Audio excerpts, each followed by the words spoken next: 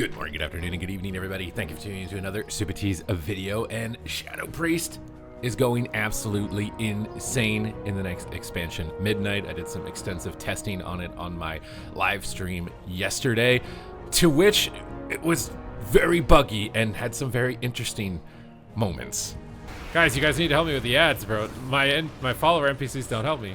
Wait, somebody left the group. Wait, how did a follower leave the group? Wait, somebody left the dungeon. This is a follower dungeon.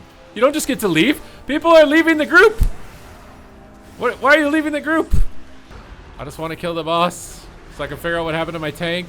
Someone else just died. The healer just died. Oh my god. It's just me and this random Ellie shaman. Those hit me through dispersion for full damage. Bro, there's no way you expect me to solo this through the convergence phase with no healer. What? What is this follower mode, bro? I thought we were here to have a good time. Wait, the healer's back. Why is the healer back? The healer can cheat and res itself? Come on, man. We gotta think from beyond. Now is the time. Now is the time. Come on, I'm juicing us.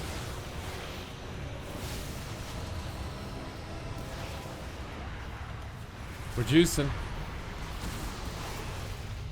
Oh my god. Break the shield, dude. We're running out of time. I don't want to find out what happens if that cast goes off. Okay. I think we got this. I think we got this. Oh my god, my tank. My AI tank left group during encounter. But to get more focused in on the deep dive itself, you're going to notice that a lot of your spells are bye-bye. They're gone. You might log in, and the first thing you might notice is Devouring Plague is gone.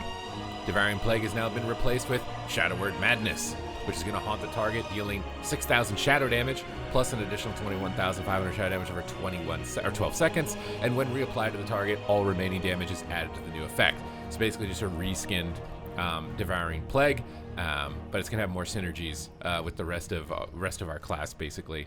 With this, the next thing is that Shadow Crash is gone, and it's been replaced with Tentacle Slam, with a significantly lower cooldown, multiple charges, and it's just gonna pull out a tentacle and rip out dots on the target. So you can see that right here. It's definitely one of the most visually appealing abilities, the one that everybody is talking about. You can see that it smacks AoE dots onto everything around your target, applying Vampiric Touch and Shadow Word Pain.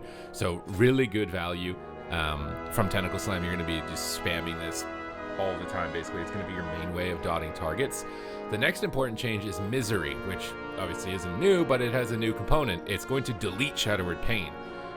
So with Shadow Word Pain deleted, it means you can't instantly apply it. Now, obviously, rotationally in PvE, we're never doing that anyways. And the only time you were doing this in PvP was with the Catharsis PvP talent, which is seemingly disappeared. Now, in PvP, you know, your dots get dispelled. That's the main difference between PvE and PvP for Shadow Priest gameplay, is that healers will spam dispel your dots. So not being able to instantly apply Shadow Word Pain means you're losing out on a way to like instantly do damage. Now, perhaps the Tentacle Slam cooldown is low enough that you won't notice that as much, but I do think it is going to force you to cast a lot more. And I mean, a lot of the casters are being forced into that boat, so maybe it won't be so bad, but it was something that I wanted to pay attention to, something that I wanted to note, because it could end up being a big deal in that regard. The next thing is that you don't see the choice node for our stun and silence.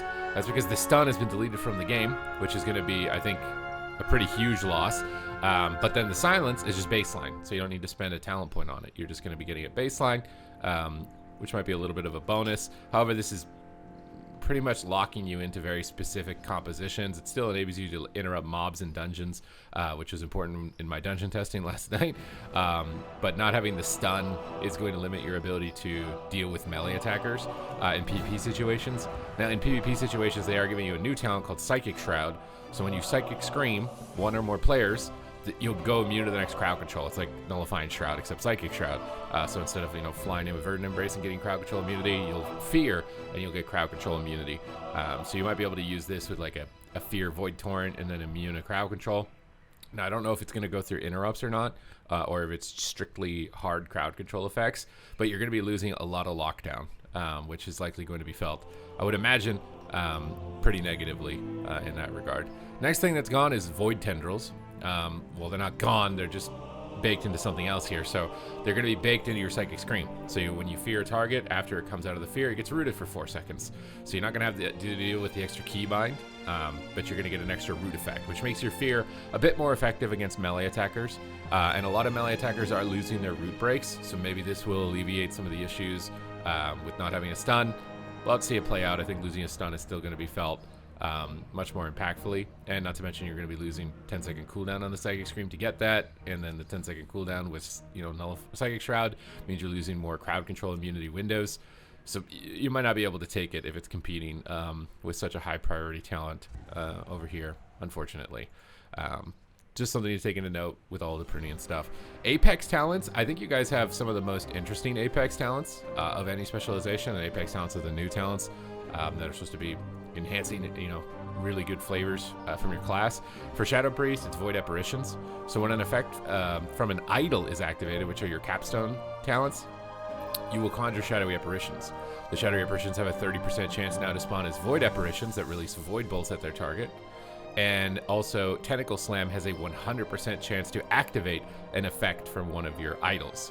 So Tentacle Slam is absolutely integral to the rotation for instantly applying dots in a low cooldown. Does a decent amount of damage when you apply it, and it will activate one of your idols. So you can have an Idol of Cthulhu, and you can summon in Tentacles that AoE your single target. You can have Idol of Yogg-Saron, which I wanted to give a run with that one because I feel like this is one of the harder ones to actually pull off in a lot of situations. Idol of N'Zoth, which summons in big hitting AoE damage, or Idol of Yasarj, which is giving you a weird kind of kiss curse where you get like this boost of haste, but then when it's over, you get a negative haste amp. I don't know how I feel about this one.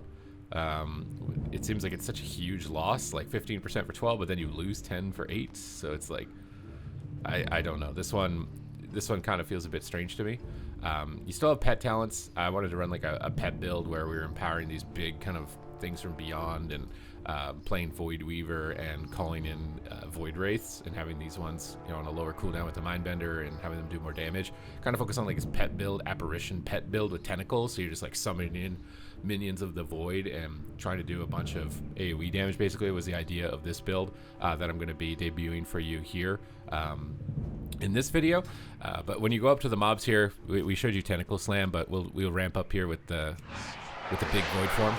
We'll summon in our little pet army, Power Infusion, go ham, and you can see the new Devouring Plague on the target.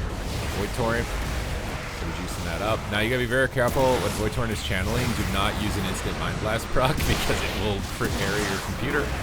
On the beta is something that I've learned, which is very difficult to deal with. But you can see I've already got my thing from beyond here onto the side, which is something that previously was kind of hard to ramp up to successfully.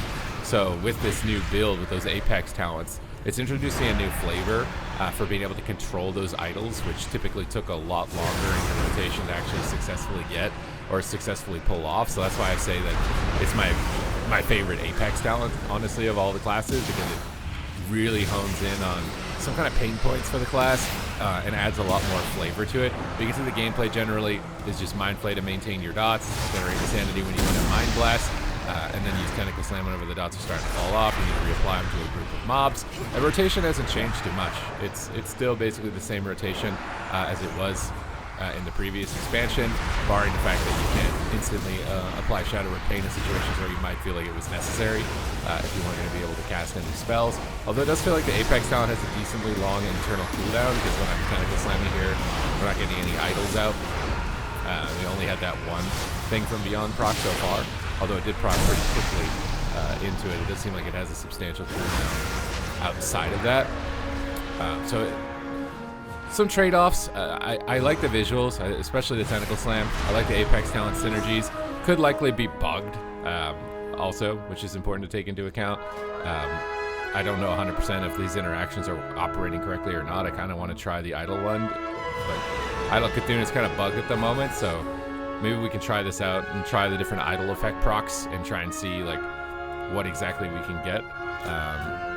Now I've got to be very careful with what I'm doing here, but I just honestly want to see like what happens I wonder if you could somehow like reach deep enough, which you really can't, right? Like if you wanted to run like a pet build with Mindbender and you could get things from beyond and you could get Idol of Cthulhu, I guess you'd have to go like this and just see like, I want to see how many minions we can get, you know? And I guess there's still a lot of work in progress, right? Like coming soon talents for Idol of Cthulhu. This could add, this is the one that I've been playing for most of my time on Shadow Priest with little tentacle spawns. But I actually kind of want to see like, can this summon in multiple? Can we have multiple tentacles? How many tentacles, right? I've done a lot of testing on the alpha with classes of pets. How many tentacles? How many things from beyond? Like how many pets can we really get summoned in here? So let's just try and give this a go and then see what happens. So tentacle slam. I've already got one tentacle. I don't see anything else though. Oh, we made the mistake. We made the mistake of pressing Mind Blast during the Void Torrent window. Do not do that. You will critical error, and you will need to restart everything and do it all over again, basically, if you want to be able to play the game. Crit error, I've reported that bug. If you're channeling Void Torrent with an instant Mind Blast proc and you press instant Mind Blast, because I've played mostly PvP on Shadow Priest, which is out of habit to interrupt my own Void Torrent so I don't get kicked on it, it will critically error your computer. So avoid that. Avoid it. But we can see multiple Cthulhu tentacles spawning in there. I wonder if how it prioritizes, whether it prioritizes the thing from beyond or prioritizes the tentacle, or it's random between the two of them. So maybe you wouldn't want both at the same time if you can get more value from another one. But it seems a little bit hard to know whether or not you're actually getting like significant value. So right there, I got a thing from beyond, right? So it shows a thing from beyond responding in tentacles. We got our little Wraith Walker over here as well. We're going to be tossing in some hits of damage. So you can get like a little bit of a mini Void army. A lot more pets than I think you could previously get, although maybe you would never run this build, but maybe you would know with the Apex Talents, another tentacle proc from that. So that tentacle slam summoned that thing from beyond, the other one summoned in one of these tentacles. It doesn't seem like every single time you do it, it spawns it, but it does spawn those apparitions whenever you do it, so this tentacle slam is likely going to be very important for this crashing AoE damage, spawning shadowy apparitions, and kind of giving you a lot of overall sustain as far as your AoE engagements. But you can see in a PP situation, if you were using your tentacle slams so liberally, you're eventually going to run out of them and it gets very hard to dot things unless you can maintain them with your Mind Flay enough. But if they get dispelled, you will have to cast. You don't have any like instant applications to a secondary target anymore. That's all gone. So it might be difficult. But if you're in a dungeon, you're just going to be slamming down these tentacles. You're going to be summoning lots of tentacles. And you're just going to be absolutely slurping anybody that tries to hit you up or take out your homies. You're going to be absolutely dominating, right? We got another thing from beyond. So that's a lot of pets. I've got 4 tentacles, a thing from beyond, and a Void Wraith right now. So if you hit the jackpot here, you can definitely get a lot of pets summoned with these new Apex Talents for sure. And those tentacles are just going absolutely to town right now.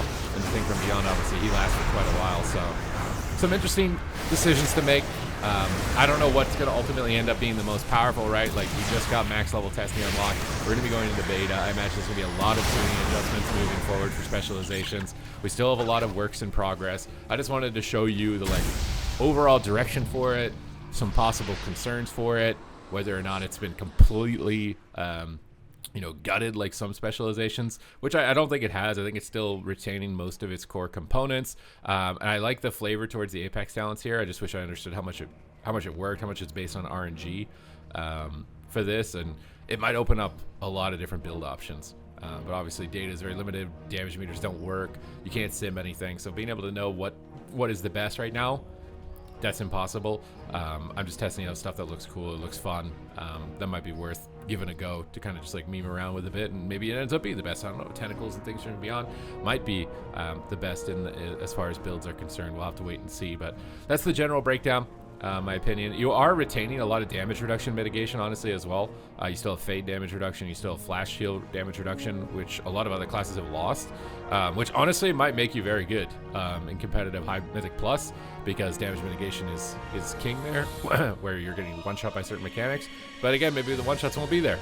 There's too many variables, man. If they want to achieve what their goals are, the one shots won't be there. So maybe this won't be as important.